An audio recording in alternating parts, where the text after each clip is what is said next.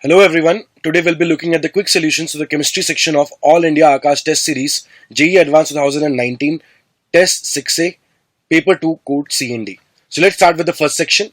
So the first section contains 8 questions. Each question has the answers in the form of a single digit integer. So let's start with question number 21. So in question number 21 we have been given some statements. So the first statement, it says the number of electrons lost by 1 mole of ferric oxalate is X into Avogadro's number. So if we talk about ferric oxalate, so Fe is present in a state of +3, whereas the oxalate ions carry a charge of 2 negative. So if we try and form the formula of the compound, it is going to be Fe2C2O4 whole thrice. So there are 3 oxalate ions present in 1 mole of ferric oxalate, and each oxalate ion loses 2 electrons. So the total number of electrons lost will be 2 into 3, that is equal to 6 mole. The Fe is already present in a state of +3 and it has no further electrons to lose. So the value of X comes out to be equal to 6. If you look at the second statement now, it says that according to Bohr atomic model, the number of waves formed by an electron in the third orbit in hydrogen atom is Y. So students, we know that the number of waves made by an electron in the nth orbit is equal to n. So the value of Y will be equal to 3. If you look at the third statement now, it says that the bond order in NO plus according to MOT is B. So if we talk about NO plus, the NO plus has 14 electrons. So it is isoelectronic to N2 and will have a bond order equal to N2, that comes out to be equal to 3. So the value of B is also equal to 3.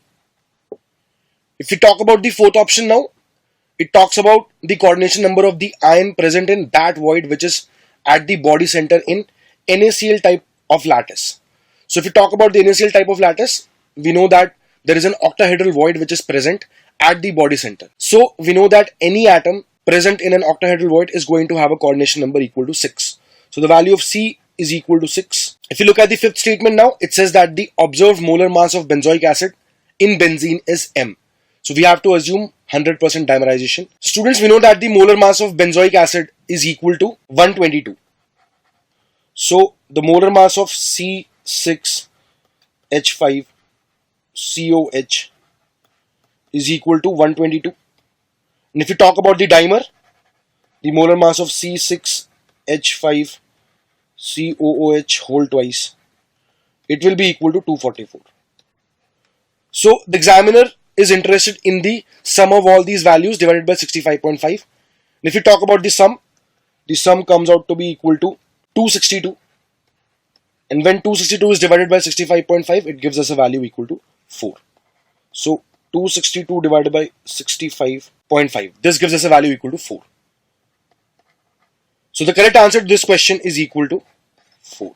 Let us look at the next question now. Let us look at question number 22 now. The conductivity of 0.0099 molar benzoic acid is 4.95 into 10 to the power minus 5 Simon centimeter inverse. Its Kc value is given to be X into 10 to the power minus 6, where Kc is the dissociation constant.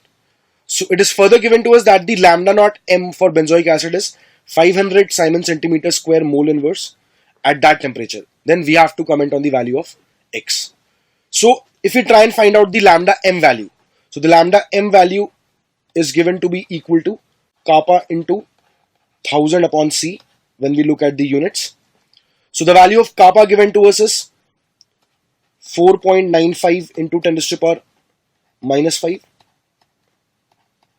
1000 can be written as 10 to the power 3. And if you talk about the concentration is 0.99 into 10 to the power minus 2. So this gives us a value of lambda M equal to 5. Now students, using the lambda M and the lambda M naught values, we can find out the alpha, and using C and alpha we can find out the Kc value. So we can have alpha is equal to lambda M upon lambda M naught. So the lambda M value is 5, whereas the lambda M naught value is 500. So this gives us a value of alpha equal to 0.01. Now if we talk about the Kc value, the Kc value is given as C square alpha square upon C into 1 minus alpha. So we can assume that alpha is very small with respect to 1. So the Kc value will be given by C into alpha square. So the C value is 0.99 into 10 to the power minus 2 as we had seen before, and the alpha value when squared will give us a value equal to 10 to the power minus 4. So this is equal to 0.99 into 10 to the power minus 6. So it can be approximated to 1 into 10 to the power minus 6. So students, we can clearly see that the value of x, which is to be reported here, is 1. Let us look at the next question. Question number 23. In the ionic equilibrium, AB2 solid dissociating into A2 plus aqueous and 2B minus aqueous, it is given to us that the concentration of A2 plus is increased 8 times.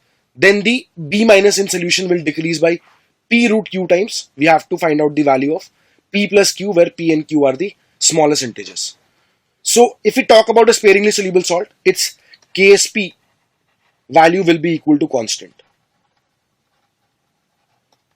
which means that the concentration of A2 plus into concentration of B minus whole square will be equal to constant.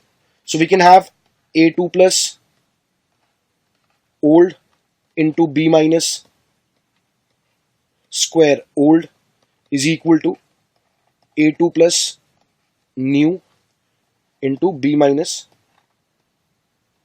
new whole square. So we have 8 times the concentration of A2 plus naught into B minus whole square new. So if we simplify this expression, we have B minus whole square new is equal to B minus whole square by 8.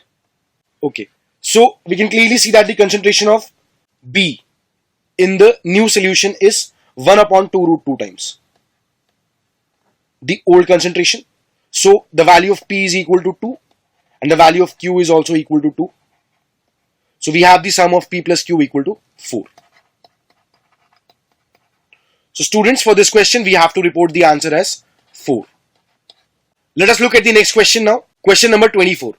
If the lowest energy X-rays have wavelength 3.055 into 10 to the power minus 8 meters, for what minimum value of the atomic number the difference in energy between the first two Bohr orbit in a uni-electronic species will correspond to the emission of X-rays of given wavelength? So students, if we talk about the energy difference between the first and the second Bohr orbit, it is given by 13.6 into z square into 1 by 1 square minus 1 by 2 square. So this can be equated to 13.6 into 3 by 4 z square. And now if we talk about the lambda value which is given to us, the lambda is equal to 305.5 angstroms. So we can have the energy corresponding to this lambda value. So the energy will be given by 12420 upon 305.5. So all that is left now is to equate this value with this. So we have 13.6 into 3 by 4 into z square equal to 12420 upon 305.5. So on simplification we get a value of z square equal to 4 and the value of z comes out to be equal to 2. So students, for this question we have to mark the correct answer as 2. Let us look at the next question now. Question number 25. Consider the following reaction of the compound N. So we have N plus 2H plus giving us N2 plus and H2. So it is given to us further that the half-life period is independent of the concentration of N at constant pH. So if we talk about this statement, it is given to us that if the H plus ion concentration is maintained constant, the half-life period is independent of the concentration of N, which means that the rate is directly proportional to concentration of N. As in a first order reaction, the half-life value is independent of the initial concentration. Now if we talk about the second information which is given to us, the examiner tells us that if the concentration of N is kept constant, then the half-life is 10 minutes at pH equal to 2 and it is 100 minutes at pH equal to 3. So we can clearly see that the product of the concentration and the half-life is constant in this case.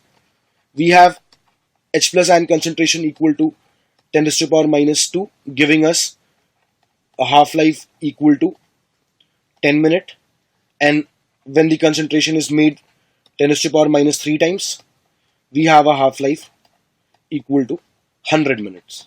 So we can clearly see that the product of T half into the initial concentration is equal to constant. So this means that the order of the reaction with respect to H plus is 2. So rate is proportional to H plus concentration whole square, keeping the concentration of N constant. So we can clearly see that the overall order of the reaction is 1 plus 2, which is equal to 3. So students, for this question, we have to mark the correct answer as 3. Let us look at the next question now. Question number 26. The ionic radii of A plus and B minus ions are 1.62 angstrom and 2.8 angstrom.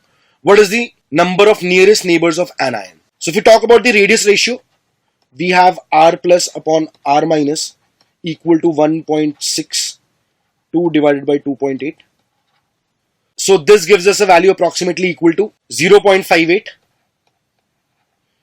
which means that A plus is present in octahedral voids. So the number of nearest neighbors of the cation or anion will be equal to 6 in this case. So students, for this question, we have to mark the correct answer equal to 6. Let us look at the next question. So in question number 27, we have been given a number of reactions and we have to comment on the number of reactions which do not lead to the formation of gaseous products. So if we talk about the first reaction, in the first reaction, we'll have the liberation of hydrogen gas. If you look at the second reaction, in the second reaction, we have the hydrolysis of XgF4. So hydrolysis of XgF4 leads to the formation of XgO3 plus Xg plus HF and O2. So we have gaseous products in this reaction as well. If we talk about the third reaction now, which is the reaction of phosphorus with NaOH. So reaction of phosphorus with NaOH produces H3PO2 and phosphine gas. So in the third reaction also a gas is liberated.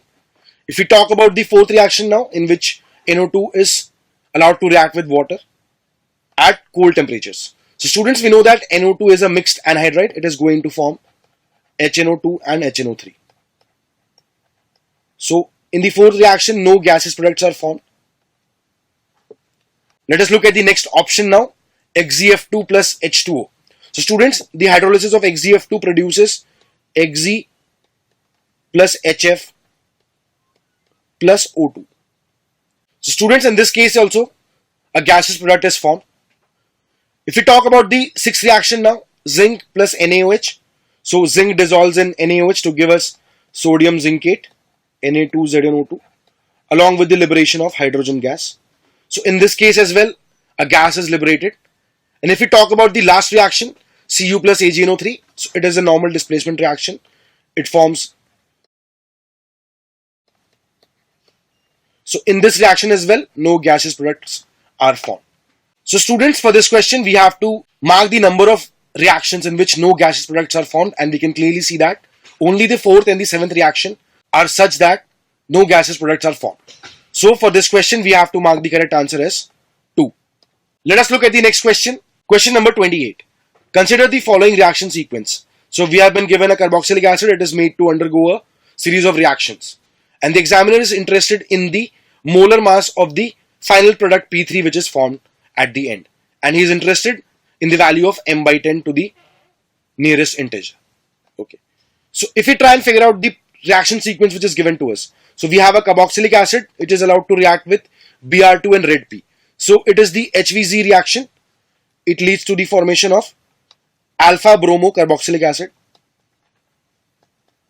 So the bromination is going to happen at the alpha position to the carboxylic acid. Now it is allowed to react with excess of ammonia.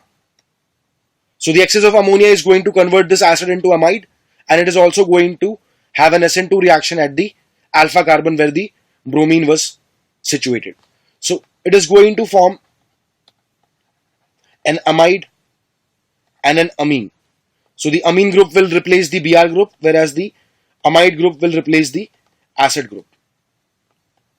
So this is the product P2 which is formed, and now it is allowed to react with Br2 KOH in presence of heat, which is the Hoffman bromamide degradation conditions. So this will lead to the loss of CO. So we'll have the formation of CH3CH, NH2, NH2. So students, this is the final product P3 which is formed. If you talk about the molar mass of product P3, it comes out to be equal to 60. So the value of M is equal to 60, and if you talk about the value of M by 10, it gives us a value equal to 6. So students, for this question, we have to mark the correct answer as 6.